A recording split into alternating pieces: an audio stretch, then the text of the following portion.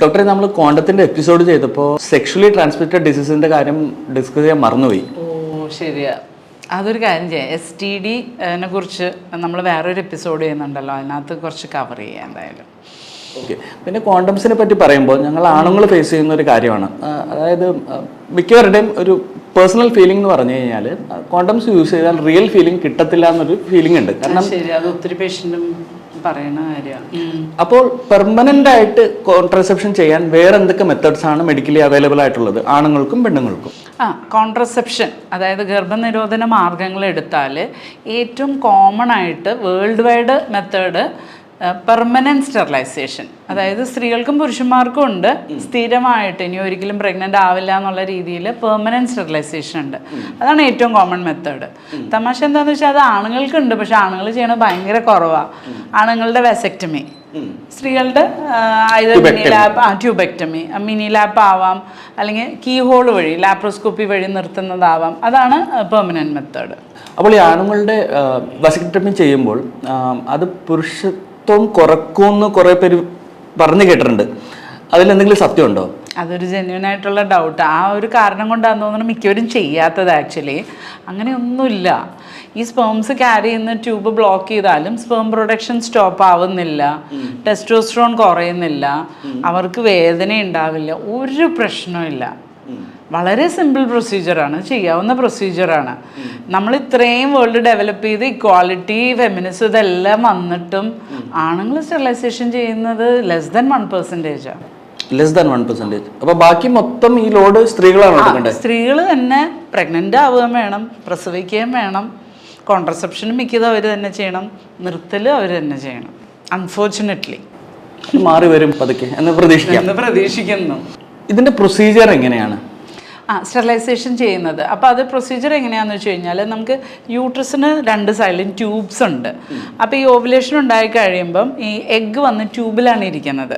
അപ്പോൾ ഫെർട്ടിലൈസേഷൻ നടക്കുന്നത് ആക്ച്വലി ട്യൂബിലാണ്. അപ്പോൾ ഈ വെജൈനുള്ള സ്പേംസ് സെർവിക്സ് വഴി യൂട്രസ് വഴി സ്വിം ചെയ്ത് ട്യൂബ് വന്നിട്ട് അവിടെ ഇരിക്കുന്ന എഗ്ഗുമായിട്ട് ഇത് ഫെർട്ടിലൈസേഷൻ നടന്നിട്ടാണ് പ്രഗ്നൻസി പിന്നെയാണ് യൂട്രസിൽ വന്ന് ഗ്രോ ചെയ്യണേ. അപ്പോൾ ഈ ട്യൂബിലാണല്ലോ ഇത് രണ്ടും കൂട്ടിമുട്ടുന്നത്. അപ്പോൾ ട്യൂബിൽ നമ്മൾ ഒരു ബ്ലോക്ക് ഉണ്ടായാൽ ഇത് രണ്ടും കൂട്ടിമുട്ടില്ല. അപ്പോൾ ബേസിക്കലി സ്റ്റെറിലൈസേഷൻ 2 രീതി ചെയ്യും. ഒന്നിപ്പോൾ സിസേറിയൻ ചെയ്യുമ്പോൾ അല്ലെങ്കിൽ തുറന്ന് ചെയ്യും. അപ്പോൾ ഡോക്ടറിന് ചെയ്യുന്ന സർജന് ഡയറക്റ്റ്ലി ട്യൂബ് കാണാമല്ലോ. അപ്പോൾ അത് പല മെത്തേഡ് പലരും ചെയ്യും. ഒന്നില്ലെങ്കിൽ ട്യൂബ് ഇങ്ങനെ ലൂപ്പാക്കിയിട്ട് അതിങ്ങനെ കെട്ടിയിട്ട് ടൈ ചെയ്തിട്ട് അത് കട്ട് ചെയ്ത് ഒരു പീസ് മാറ്റും. ഇല്ലെങ്കിൽ ചില സിസേറിയൻ ചെയ്യുന്ന ചില ഡോക്ടേഴ്സ് എന്തെന്ന് വെച്ച് കഴിഞ്ഞാൽ ഈ ട്യൂബ് മൊത്തത്തിൽ എടുത്ത് കളയും. പിന്നെ ലാപ്രോസ്കോപ്പി ചെയ്യുന്നവരെന്താണെന്ന് ചോദിച്ചാൽ ഒരു റിങ് ഉണ്ട്, നമ്മൾ മുടിയിൽ റബ്ബർ ബാൻഡ് ഇടില്ലേ, അതുപോലെ തന്നെ ഈ ട്യൂബ് വെറുതെ ഇങ്ങനെ വലിച്ചെടുത്തിട്ട് ആ റബ്ബർ ബാൻഡ് ഇങ്ങനെ ഇട്ടാൽ മതി. ഭയങ്കര സിമ്പിളാണ്. അത് തന്നെ ഇതായിട്ട് കട്ട് ഓഫ് ആവും. അപ്പം അതാണ് ഇതിൻ്റെ നമ്മൾ സർജിക്കലി ചെയ്യുന്ന രീതി, മെത്തേഡ്. അപ്പോൾ തോന്നുന്നൊരു ഡൗട്ടാണ്, അതായത് എഗ് പ്രൊഡക്ഷൻ എങ്ങനെയും അത് ഇപ്പോൾ ഹോർമോണൽ ഇത് ശരിയാണെങ്കിൽ നടന്നുകൊണ്ടേയിരിക്കും. അപ്പോൾ നമ്മളിങ്ങനെ ട്യൂബ് കെട്ടിയിട്ടാൽ വേറെ കോംപ്ലിക്കേഷൻസ് ഒന്നും ഉണ്ടാവില്ലേ? ഇല്ല. നമ്മൾ സ്റ്റെറിലൈസേഷൻ ചെയ്യുന്നതുകൊണ്ട് അങ്ങനെ കാര്യമായിട്ട് സൈഡ് എഫക്ട്സ് ഒന്നും ഇല്ല. വളരെ അപൂർവമായിട്ട് ഇതിനകത്ത് ഇപ്പം നീര് കെട്ടിക്കിടക്കാം, അല്ലെങ്കിൽ ഇൻഫെക്ഷൻ ഉണ്ടായിട്ട് ഇങ്ങനെ ആപ്സസ് അങ്ങനെയൊക്കെ ഉണ്ടാവാറുണ്ട്. പക്ഷെ അത് ജനറലി നമ്മൾ ഈ ചെയ്യുന്നത് നല്ല ക്ലീനായിട്ട് സ്റ്റെറൈലായിട്ട്, അതായത് ഇപ്പോൾ പണ്ടെന്ന് പറഞ്ഞു കഴിഞ്ഞാൽ ഇതത്ര തിയേറ്ററിൽ, ഓപ്പറേഷൻ തിയേറ്ററിൽ അല്ലാതെയൊക്കെ ചെയ്യുമായിരുന്നു. ഇപ്പോൾ PHC സെറ്റപ്പിലൊക്കെ ഇത് ചെയ്യുമ്പോൾ ഇൻഫെക്ഷൻസ് കൂടുതലായിരുന്നു, ക്യാമ്പുകളൊക്കെ നടത്തുമായിരുന്നു. പക്ഷെ ഇപ്പം മിക്കവാറും ഹോസ്പിറ്റൽസിലാണ് ചെയ്യണേ. ഓപ്പറേഷൻ തിയേറ്ററിൽ അനസ്തീഷ്യ കൊടുത്ത് പ്രോപ്പറായിട്ട് ചെയ്യുമ്പോൾ കോംപ്ലിക്കേഷൻസ് ഒട്ടുമില്ല, വളരെ റെയറാണ് കോംപ്ലിക്കേഷൻസ്. സ്വന്തം പാർട്ട്ണറിൻ്റെ കൂടെ ആകുമ്പോൾ ഇതായിരിക്കും ബെറ്റർ മെത്തേഡ് അല്ലേ? സ്വന്തം പാർട്ട്ണർ എന്ന് ഉദ്ദേശിച്ചത് എന്താണ്? അതായത് ഭാര്യ അല്ലെങ്കിൽ ഗേൾ ഫ്രണ്ട് അങ്ങനെ? അത് നമുക്ക് ഇന്നത്തെ കാലഘട്ടത്തിൽ പറയാൻ പറ്റില്ല. എന്താണെന്ന് വെച്ച് കഴിഞ്ഞാൽ ഇപ്പോൾ പലപ്പോഴും ഞാനിപ്പോൾ IVF ചെയ്യുമ്പോൾ കാണുന്നത്, ഒത്തിരി പേഷ്യൻസ് IVFന് വരുന്നത് അവർ സെക്കൻഡ് മാരേജിലോ അല്ലെങ്കിൽ തേർഡ് മാരേജിലായിരിക്കാം. അപ്പോൾ ഈ സ്വന്തം ഭാര്യ എന്ന് പറയുന്നതിൻ്റെ റെലവൻസ് ഇപ്പോൾ ഒത്തിരി കുറഞ്ഞു. അപ്പോൾ 2 കുട്ടികൾ ഉണ്ടായിക്കഴിഞ്ഞാൽ അവർ ചിലപ്പോൾ പ്രസവം നിർത്തിയിട്ടുണ്ടാവും. അത് കഴിഞ്ഞാൽ അവർ ഡിവോഴ്സായിട്ട് വേറെ കല്യാണം കഴിക്കുമ്പോൾ അവർ 2ാമത്തെ പ്രഗ്നൻസിക്ക് വരും. അപ്പോൾ ഐദർ നമ്മൾ റിവേഴ്സൽ ഓഫ് സ്റ്റെറിലൈസേഷൻ അത് ഞാനിത് കഴിഞ്ഞ് പറയാം. ഇല്ലെങ്കിൽ നമ്മൾ IVF ഇങ്ങനെ ചെയ്യണം. കാരണം റിവേഴ്സൽ എപ്പോഴും വർക്ക് ആവണമെന്നില്ല. അപ്പോൾ ഓൾറെഡി ഇതൊക്കെ പെർമനൻ്റ് ആയിട്ട് ബ്ലോക്ക് ചെയ്തല്ലോ, അപ്പോൾ അതിന് മാറ്റേണ്ടി വരും. അപ്പോൾ എനിക്ക് തോന്നുന്നു നല്ലോണം തീരുമാനിച്ചതിന് ശേഷം വേണം ഈ പെർമനൻറ്റ് മെത്തേഡ് ചെയ്യാനായിട്ട്. അതായത് കുട്ടികൾ ഇനി വേണ്ടെന്നാണെങ്കിലും ആ തീരുമാനം മാറ്റാം. വേറെ ഇതുണ്ട്, ഞങ്ങൾക്ക് ഇപ്പോൾ IVF-ന് വന്ന് ഇപ്പോഴത്തെ അല്ല, പണ്ടൊക്കെ വന്ന കേസുകളിൽ ബോട്ട് ആക്സിഡൻറ്റിൽ, മറ്റ് ബൈക്ക് ആക്സിഡൻറ്റിൽ ഡെത്തുകൾ, അങ്ങനെ പല പേഷ്യൻസ് വന്നിട്ടുണ്ട്. കുട്ടികൾ 21 വയസ്സായിട്ട് മരിച്ചു പോയത് ആക്സിഡൻറ്റിൽ. ഒരു 2-3 ഫേമസ് കേസുകൾ വന്നിട്ടുണ്ട്. അപ്പം അവർക്ക് ഓൾറെഡി ഇങ്ങനെ 48-50 വയസ്സൊക്കെ ആയവരുണ്ടായിരുന്നു. അപ്പോൾ കുട്ടികൾ 10-20 വയസ്സായിട്ട് മരിച്ചു പോയവരും സ്റ്റെറിലൈസേഷൻ കഴിഞ്ഞവർ പിന്നീട് വന്ന് നമ്മൾ IVF ഒക്കെ ചെയ്ത് കുട്ടികളുണ്ടായിട്ടുള്ള കുറേ കഥകളുണ്ട് അതേപോലത്തെ.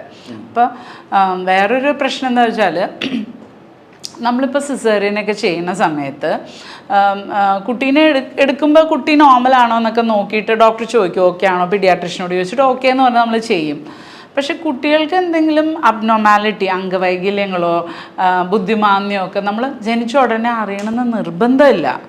അതായത് അവരുടെ മൈൽ സ്റ്റോൺസ് ഉണ്ട്. കൊച്ചു കുട്ടികൾ വളർന്ന് 6 മാസം 1 ഇയർ ആകുമ്പം നീന്തുന്നുണ്ടോ, നടക്കുന്നുണ്ടോ, സംസാരിക്കുന്നുണ്ടോ എന്നൊക്കെ നോക്കി വരുമ്പോൾ 1-2 വയസ്സിലാണ് അറിയുക ചിലവർക്ക് പ്രോബ്ലംസ് ഉണ്ടെന്ന്. അപ്പോൾ ഈ പേരൻസ് എല്ലാം നോർമലാന്ന് വിചാരിച്ച് നിർത്തും. പക്ഷെ ആ കുട്ടിക്ക് എന്തെങ്കിലും അംഗവൈകല്യങ്ങളോ അബ്നോർമാലിറ്റീസോ അല്ലെങ്കിൽ ഇൻ്റലിജൻസ്, ബുദ്ധി റിലേറ്റഡ് പ്രോബ്ലംസ് ഉണ്ടെങ്കിൽ ഇവർക്ക് വേറെ കുട്ടി വേണമെന്ന് ആഗ്രഹം തോന്നിയാൽ അപ്പോൾ പെർമനൻ്റ് നിർത്തുന്നത് അത്ര ഒരു ഇതല്ല. അപ്പം സത്യം പറഞ്ഞാൽ അപ്പോൾ ഐഡിയലി കുഞ്ഞുങ്ങൾ കുറച്ചുകൂടെ വലുതായിട്ട് ആയിരിക്കും ഐഡിയൽ. അല്ലെങ്കിൽ ഇപ്പോൾ എന്തായാലും വേറെ കുട്ടികൾ വേണ്ട എന്നുള്ള ഉറച്ച തീരുമാനമാണെങ്കിൽ ഓക്കെ. അപ്പോൾ പെർമനൻറ്റ് മെത്തേഡ് ചെയ്യുമ്പോൾ നന്നായിട്ട് ചിന്തിച്ചിട്ട് വേണം ചെയ്യാൻ. പക്ഷേ എഗെയിൻ ഈ വേറൊരു ആസ്പെക്റ്റ്, ഗർഭനിരോധന മാർഗങ്ങൾ ആരും തുറന്ന് കമ്മ്യൂണിക്കേറ്റ് ചെയ്യേയില്ല. അതായത് മിക്ക പേഷ്യൻസും നമ്മുടെ അടുത്ത് പറയണത് ഭർത്താക്കന്മാർ ഇതിനെക്കുറിച്ച് സംസാരിക്കില്ല, ഇത് സീരിയസ് ആയിട്ട് എടുക്കില്ല, ഇത് ചെയ്യില്ല എന്ന് പറയും. അതേപോലെ കുറേ ആണുങ്ങൾ പറയും ഭാര്യമാർ എന്ത് ചെയ്ത് കഴിഞ്ഞാൽ ഇത് സംസാരിക്കാൻ സമ്മതിക്കില്ല, അയ്യേ ഇതിനെക്കുറിച്ച് ലൈക്ക് ഇതൊരു ടാബു, ഇതിനെക്കുറിച്ച് മിണ്ടരുതെന്ന് പറയും. അന്ന് ഇത് ചെയ്യാമെങ്കിൽ പിന്നെ ഇതിനെക്കുറിച്ച് മിണ്ടിയ എന്താ കുഴപ്പം? ലൈക്ക് എന്തൊരു അബ്സേർഡാണെന്നറിയില്ല. കോൺട്രസെപ്ഷനെ കുറിച്ച് ഇപ്പോഴത്തെ ആൾക്കാർ കുറച്ച് ബെറ്ററായി. പണ്ടാണെങ്കിൽ മിണ്ടുകയില്ല. കുട്ടികൾ എപ്പോൾ വേണമെന്ന് കപ്പിള് പ്ലാൻ ചെയ്യുമോ? ഇല്ല. കോൺട്രസെപ്ഷൻ മിണ്ടോ? ഇല്ല. നമ്മുടെ നാടെന്ന് പറഞ്ഞാൽ ഞാനിപ്പോൾ ഓർക്കുകയാണ്, അതായത് കോണ്ടം എങ്ങനെയാണ് പോയി ചോദിക്കേണ്ടത് കടയിൽ നിന്ന് അതുവരെ പഠിപ്പിച്ചതാണ്. അതായത് എങ്ങനെ ചോദിക്കേണ്ടത്, നിരോധ് പ്ലീസ്, അതായത് അതുവരെ പഠിപ്പിക്കേണ്ടതായി വന്നതാണ് അല്ലേ? ഞാനധികം വാചകമൊന്നും അടിക്കാനുള്ള യോഗ്യത എനിക്കില്ല. കാരണം ഞാൻ ഇപ്പോൾ കുഴപ്പമില്ല, ഇതൊക്കെ പറയുന്നുണ്ട്. എൻ്റെ കല്യാണം കഴിഞ്ഞ സമയത്ത് ഞങ്ങൾ കോൺട്രസെപ്ഷനെ കുറിച്ച് ഒരിക്കലും ഡിസ്കസ് ചെയ്തിട്ടില്ല. ഏറ്റവും വലിയ ഫെയിലിയർ എൻ്റെ ലൈഫ് തന്നെ. എൻ്റെ 2 കുട്ടികളും കോൺട്രസെപ്ഷൻ ഫെയിലിയർ. കോൺട്രസെപ്ഷൻ ഡിസ്കസ് ചെയ്തിട്ടില്ല, പ്രോപ്പർലി യൂസ് ചെയ്തിട്ടില്ല. ഞാൻ ഗൈനക്കോളജിസ്റ്റാണ്, ഇത്ര എഡ്യൂക്കേറ്റഡ് ആണ്, എന്നിട്ട് പോലും അതൊന്നും ഒന്നും ചെയ്തില്ല. അപ്പോൾ സാധാരണ ആൾക്കാരുടെ കാര്യം ഒന്ന് ആലോചിച്ച് നോക്കിയേ. അപ്പോൾ തുറന്ന് പറയണം, ഡിസ്കസ് ചെയ്യണമെന്ന് അതുകൊണ്ടാണ് ഞാൻ പറയുന്നത്. കാരണം അതിനെല്ലാവരും വില്ലിങ് ആവണം, പാർട്ട്നേഴ്സ് വില്ലിങ് ആയിരിക്കണം ഇത് പറയാൻ വേണ്ടിയിട്ട്. അത് ഇമ്പോർട്ടൻ്റ് ആയിട്ട് ടോപ്പിക്കാണ്. പറഞ്ഞ് രണ്ടുപേരും അഗ്രിമെന്റിൽ വന്നിട്ട് വേണം മെത്തേഡ് അഡോപ്റ്റ് ചെയ്യാനായിട്ട്. എനിക്ക് ചില പേഷ്യൻസ് ഉണ്ട്, അവർ പറയും ഭർത്താക്കന്മാർ എന്ത് ചെയ്ത് ഇതിനെക്കുറിച്ച് മറ്റേ സംസാരിക്കില്ല, ചെയ്യില്ല. പ്രഗ്നൻ്റ് ആയാലും അവരോട് ചോദിക്കാതെ വിളിച്ചുകൊണ്ടുപോയി ടെർമിനേറ്റ് ചെയ്യും. ഒരുപാട് പേഷ്യൻ്റ് ഉണ്ട് റിപ്പീറ്റഡ് ടെർമിനേഷൻ ചെയ്യണവർ. അന്നാ പറഞ്ഞു കഴിഞ്ഞാൽ കോണ്ടംസ് ഉപയോഗിക്കത്തില്ല, അങ്ങനത്തെ ആൾക്കാരുണ്ട്. അപ്പം അങ്ങനെയുള്ളപ്പോൾ ചില സ്ത്രീകളുണ്ട്, ഡോക്ടർ ഇതൊന്നും നിർത്തി തരുമോ, അയാൾ എന്തായാലും ഇത് ചെയ്യില്ല എന്ന് പറഞ്ഞിട്ട് വന്ന് നിർത്തുന്ന എന്തോരം പേഷ്യൻസ് ഉണ്ടെന്നറിയാമോ?